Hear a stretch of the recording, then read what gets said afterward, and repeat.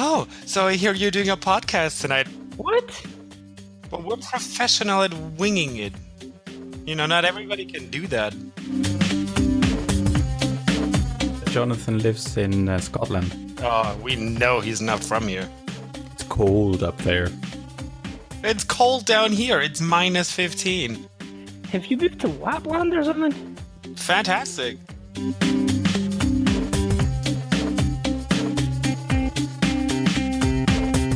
Oh, we actually have like proper professional research in the show notes. That's like impressive. Well, nothing fun really. That wasn't me, that was all Alex.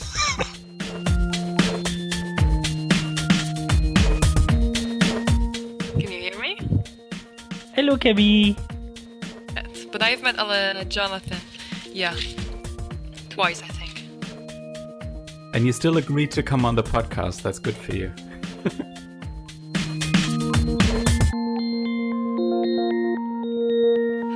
Welcome, everyone, and don't worry, you're on the right podcast. It is in the Troublesome Terps, and indeed, I'm not Alex, Jonathan, or the other Alex. My name is Camille, and today we're going to talk about differences between male and female interpreters. So it seems appropriate that I would be the one introducing the show, because all the other hosts are male, at least that's what we think. And to start with, we have Alexander Drexel providing the guiding hand and the sound of common sense to the podcast. Alexander Drexel.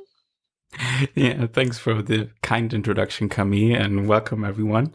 It's nice that we get the chance to talk again. We just met very recently in Geneva for the CUT conference, where you got the chance to present your poster. So we'll talk about your research later on. And also with me providing the Germaning efficiency and witty aphorism, we have Alexander Gensmeyer. Hello. Hi, guys. And thank you very much, Camille, for doing the introduction. I really think this podcast needed a woman's touch. Me too. So, lastly, we have some Scottish guy who we let in to provide a parade of puns and some researchy meanderings. Jonathan Doney, welcome.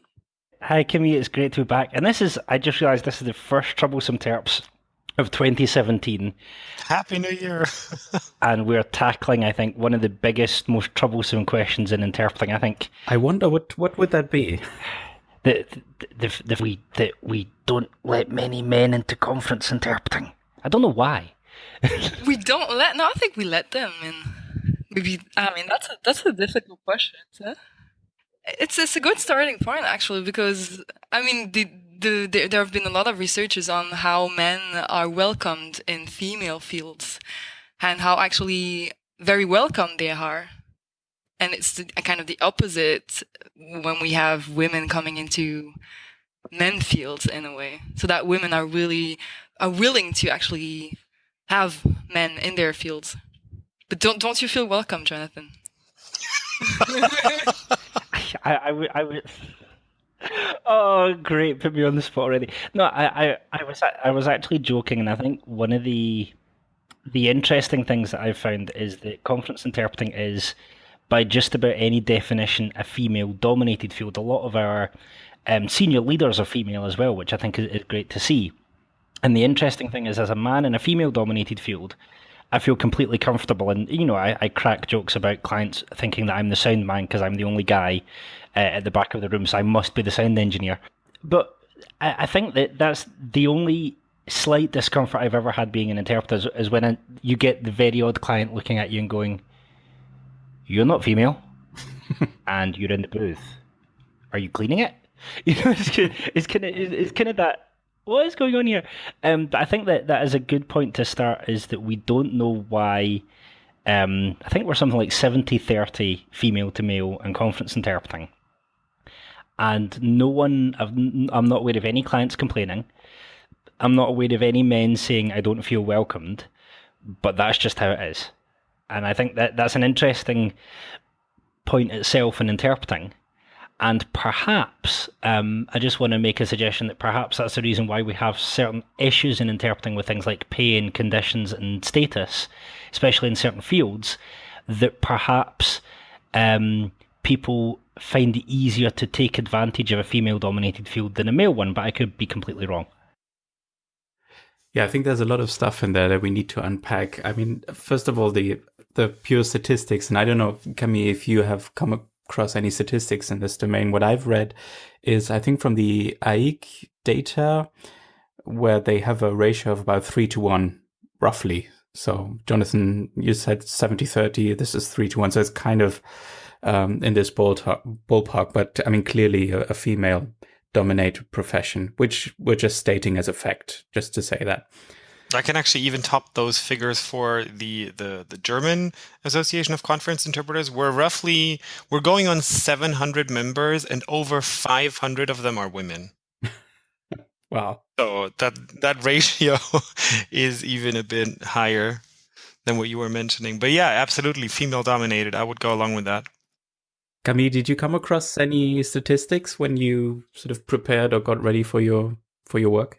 Yeah, but they're the same, like about 3-1, as you said, as you mentioned, exactly the same. Yeah, and apparently no big changes in the last decades or anything. Like, it has been pretty constant. And does it match? I mean, question for all of you: does it match your experience in school already when you were learning foreign languages, and at university when you were studying conference interpreting? Because for me, it does, absolutely. In my experience, yes, but I feel like there were much more women in my class. But then when I look at who is actually working, then there are more men. Not that there are more men than women, but I feel like that men actually succeed more. They're more successful. That the one that are actually working, like, because I mean, being graduated and then actually working, there's a huge difference. Yeah, there is. And I would completely go along with that, but also at the same time, I think that more men who work in interpreting don't have an academic background in interpreting. So they might have been an engineer at some point, and then eventually they kind of migrate into interpreting. Whereas That's true, yeah. most women actually underwent the proper education. So they went to university, trained to be an interpreter, and then that's what they do. Whereas more men than women, I find, kind of transition from a different field. I think that's what Rachel said in her article as well.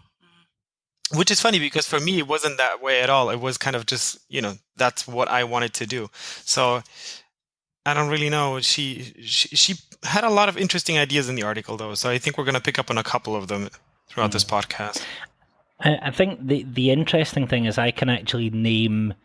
I've been working as an interpreter on and off for 6-7 years now, and I can personally name the only 2 jobs in my entire career where there have been other men at interpreting on the job. That's how huge the imbalance is in the markets that I'm used to working in. Sorry, I think 3 jobs in the entirety of those years. In my Masters, I think there were, if you just count European languages, I think there were 3 men in the entire year across all languages. I'm the only one of those 3 now working as an interpreter, as far as I'm aware. There may be one other, but that's it. So I wasn't aware of that imbalance studying languages at secondary school, but I very much was at Masters. But the bigger imbalance that I was aware of at Masters was the lack of British people studying in my degree.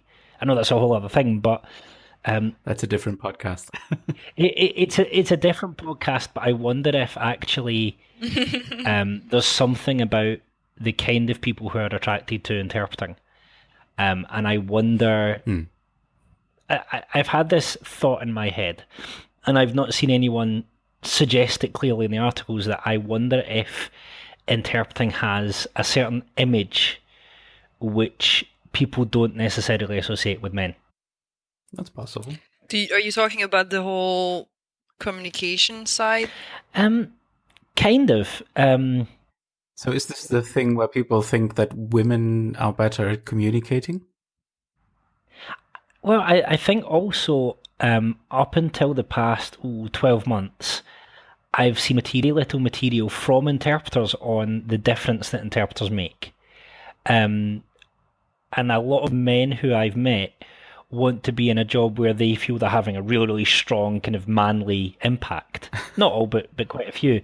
And if you have this view of interpreting as we help people communicate and we say what the other person said but in a different language, and there's no discourse about the difference in the impact that interpreting makes and the money that interpreting makes and so on. There are certain people who would be put off if they don't think their work is making a tangible impact. And that's why I'm so glad to see the discourse around interpreting changing over the past year or so, where suddenly we're talking about, how interpreters make money for companies, how interpreters save money for governments, all of the tangible impacts that interpreting has on the economy. Suddenly we're realizing we can talk about that stuff. And I wonder if this fuzzy enabling communication, bringing people together image of interpreting is maybe what has attracted more women to it than men.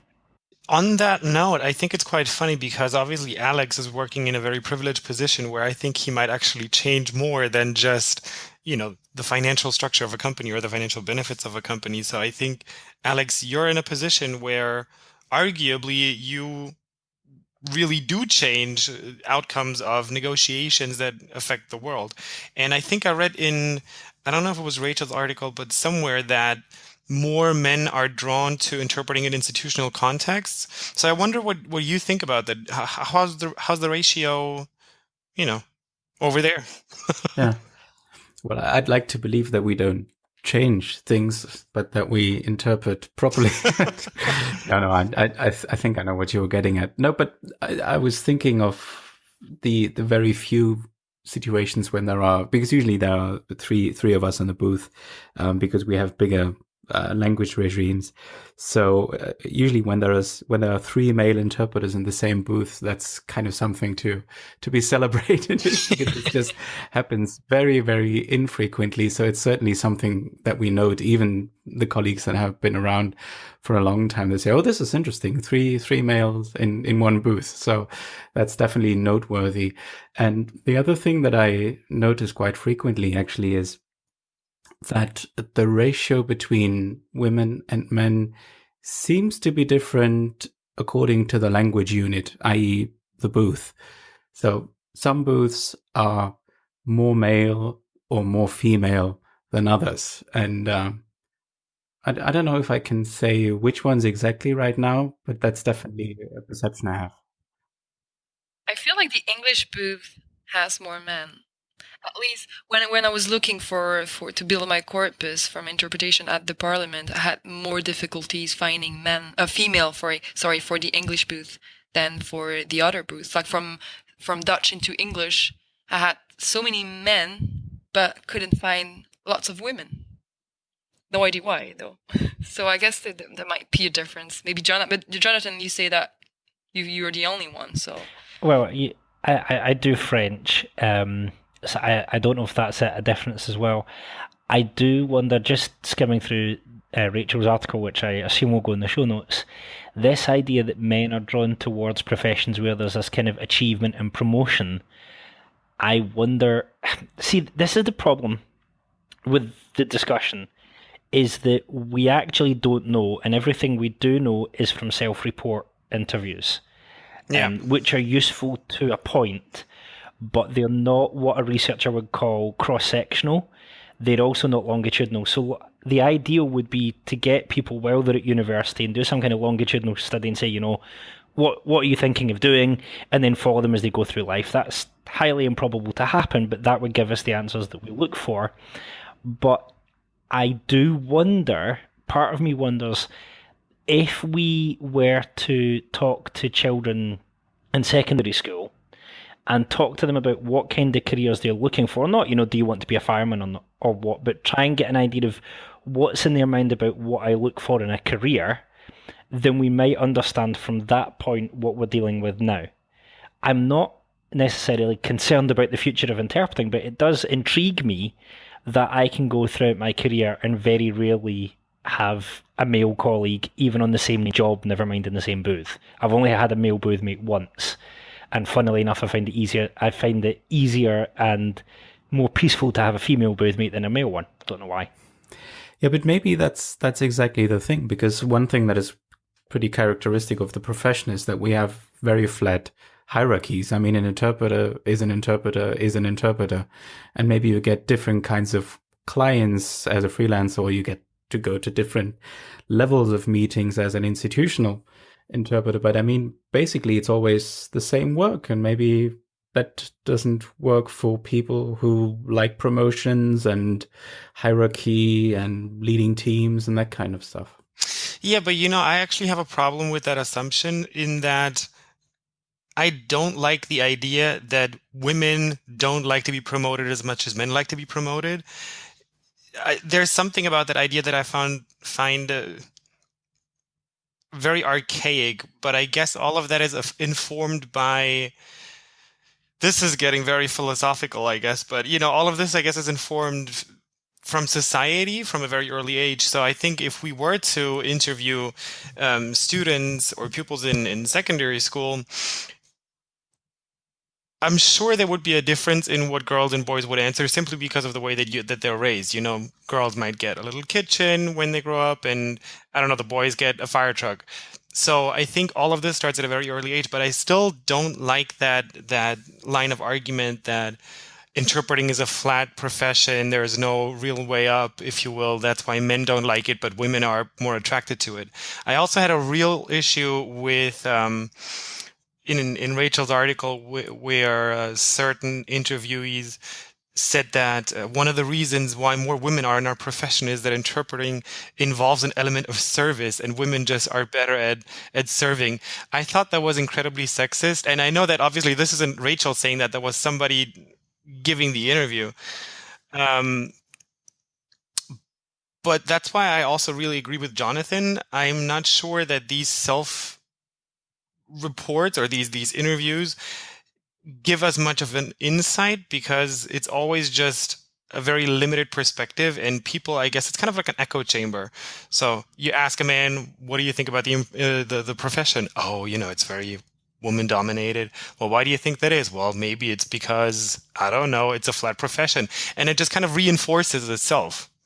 I agree with your point, but in a way, and I mean, obviously it comes from the way the males and females have been educated, and that's, I mean, I think we can all agree on that. And also, I mean, saying that men don't go into the profession because they can't have promotion, as we said, doesn't mean that women don't like promotion. It might just be that it's not their priorities, that it's not something that they want to achieve. And also in the way that men and women are educated, maybe, and that it might be really sexist, but that's also the truth. I mean, we do live in this world, so that maybe women don't feel like they can compete when there is promotion involved, and being in a profession where they don't have to compete might be also give them more security in a way, or they feel better in that sense. And it might be true. And also we say that usually in communication, women do communicate to have somebody else's opinion, while men communicate to be right. Yeah. Those are differences that exist. Yeah. Are you like a marriage guidance counselor? Yeah, I was reminded of a few conversations I had with my wife. On the different communication styles, you're actually right. I've had more heated discussions with men over certain aspects of interpreting than I have with women, and that's a generalization. There are some women who are quite happy to just throw things at me, and I actually respect them for that. I think the interesting thing about interpreting is we have voluntarily, and I was reading some articles on this, we've voluntarily given, I think someone in one of the other articles that are going to go in the show notes talked about the servile position of the interpreter. And let me get this very, very clear. That's not something, that was something that is and always was a construct. And you don't really find anything about that until the professionalization of interpreting in the 50s and 60s. On the other hand, if you read some of the accounts of interpreting before then, I'm talking even before the 1910s, if you go back to ancient Egypt and interpreting there, I'm translating an article at the moment where they, in some societies, they deliberately only let men interpret because they saw it as a position of responsibility and leadership. And on that note, I actually think that that partially still holds true today, and I believe that that's why sometimes men also might find more success in interpreting than women, because in certain situations, and I know for a fact that I've profited of this, clients will ask specifically for a man to do whatever job. So I have a press conference coming up. The client specifically said the CEO, the CFO, the COO will only be interpreted by 2 men. So there's actually a 3-person booth with a female colleague, and 2 men are going to do the press conference, and right after the press conference, the female colleague is finally allowed to take the microphone. So those are very, in a way, sexist things, but those are simply the reality. If you're working for an automotive manufacturer, chances are they're going to want to have the voice that goes out into the world to be a man, and the voice that is only heard by, let's say, the executive board, that can also be a woman, because that's not going out into the world. And I know that I've profited from that because I'm a man, obviously, even though, we might need to discuss what Camille was saying, that she only heard that the 3 troublesome terps are men. I can confirm that. Hold on a minute. Do you want to go any further down that one, Alex? No, but there is an interesting point there, and this is where I want to get to Camille's research as well.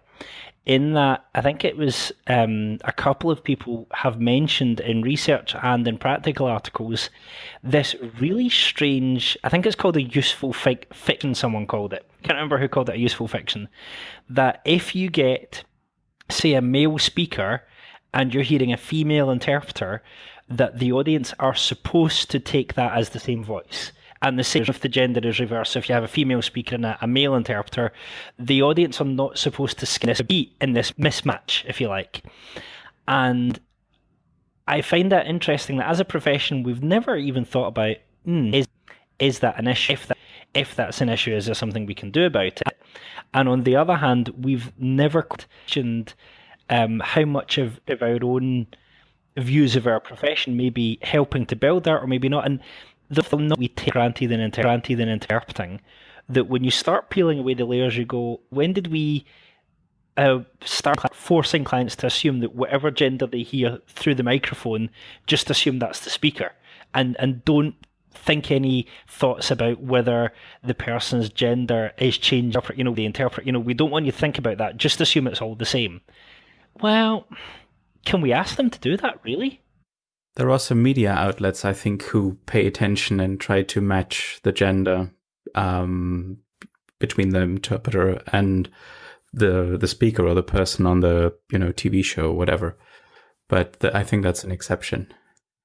And that might happen also in courts, for example, where if you have, for example, a deaf person in a tribunal, you would actually, this person being handicapped has, I don't know how to say, but a powerless status. And if you add to that a female interpreter, also considered as a powerless figure, that might actually be an issue for the person that the interpreter works for, that it might be a double powerless status, and that you might actually prefer to have a man there to kind of balance out the status. That's something that is often also considered in court interpreting. Because, of course, when you're in the booth, your gender is not as apparent as when you do liaison or whispering interpreting. So I think that's much more an issue in liaison interpreting and in healthcare or in court interpreting, where the status of the person might actually have an influence on the outcome. But to come back to what Jonathan was saying about the fact that when the clients listen to you and hear a female voice while the speaker is male, it's not only about the voice, but it's mostly about, are the interpreters actually aware of how much of their gender they put in the way they speak? Because there are many, many differences in the way men and women speak, but are we even aware of that? that's also a question, which I don't think that in interpreting school, at least, we actually teach people, okay, because you're a female, you do actually speak in that way. So be careful when you interpret a man, not to speak in that way, or the contrary. Well, we know that there are differences in the way we speak. So can you give us an example? I mean, are we talking about things like vocal fry, for example, where women talk in a lower voice to seem more convincing, that kind of thing? There is a difference in pitch indeed, but that's not the biggest difference. There are two big differences in the way that men and women speak in spontaneous language. We don't know yet exactly whether this is true for interpreting, because there's not that many research on sex differences in interpreting. But there were a few research. As I was saying, I have a colleague at the University of Ghent who focuses on the differences in the way men and women speak. And for example, there is one that concerns what we call hedges. So it's the fact of mitigating something that has been said, for example, by adding phrases like maybe, or perhaps, or I think, I believe, or sort of, or even for example. Those are all things that we add if you want to lessen the impact of something that we say. And there is a difference there between men and women, where women actually tend to add more hedges. So they tend to actually mitigate what the speaker is saying. And indeed, this colleague did research on interpreting and hedges at the European Parliament as well, and noticed that women do indeed, even in interpreting, add much more hedges than men interpreters. So that might also, of course, have an impact on the message. Sure. So that's something else. And the other thing is when we talk about politeness. Politeness in the way, I don't know if you've heard about this face-threatening acts, for example. So in politeness, there is a whole concept of face. It's the Chinese concept that we know have adopted, where when you communicate, you're trying to protect your face, and you can attack the other person's face. And we've seen that there are also differences in the way men and women talk, that women are much more polite, so they're much more trying to preserve their face, but also the face of the other people, while men tend to be less polite. And there are differences as well in interpreting in that way. So we see that the way we speak, it's actually difference even in interpreting. And there was not only my colleague, but also another researcher, Mason, who did the same research, but for court interpreting. And indeed, he also found a lot of differences in politeness, in the way men and women handle politeness. And also, for example, women tend to omit markers that would indicate difference. For example, saying sir, for example, when talking to someone, they tend to omit markers of hierarchy, for example. So, and to promote intimacy in a way. So there are indeed differences in the way we speak, and I don't think we really are aware of that, because that even if it appears even when we're interpreting, it probably means that we're not aware of that. That's really interesting. Because when we think about it, the fact of adding hedges is actually not really efficient in interpreting, because it takes time and it changes the message. So we can't say that it's something interpreters do as a strategy, for example, because it's not adding anything.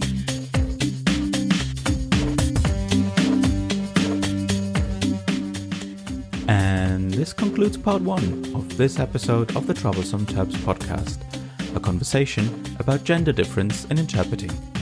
Make sure you tune in for the second part of our conversation with Camille Collard, where we'll take a closer look at her research. Meanwhile, you can find us at troubleterps.com and on Twitter @troubleterps. Remember to subscribe to our podcast in iTunes or wherever you listen to podcasts, so you don't miss any future episode. Bye.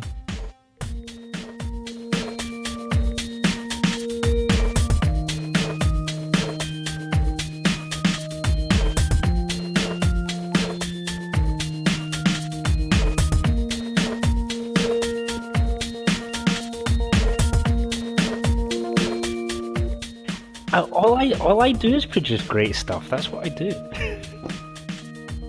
I have it on tape, don't worry.